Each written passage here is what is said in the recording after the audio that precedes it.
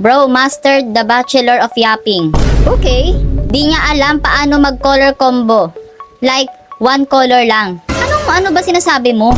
Magaling ako mag-color combo. Mahirap lang talaga mag-decide kung ano yung i-outfit mo kung hindi mo alam yung team. So, ang team ay Ghosts versus Goals. Hindi mo gets yung team. Bida-bida ka kasi. Malamang, nag-gets the team nga eh. Not to be rude po. Pero passion maven ka po. Diba? Ba't ka po gumagawa ng outfit na pang aspiring model?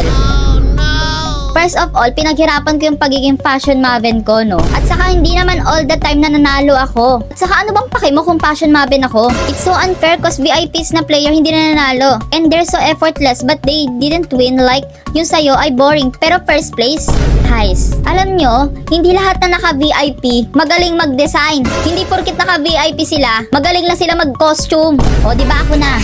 Okay, 260.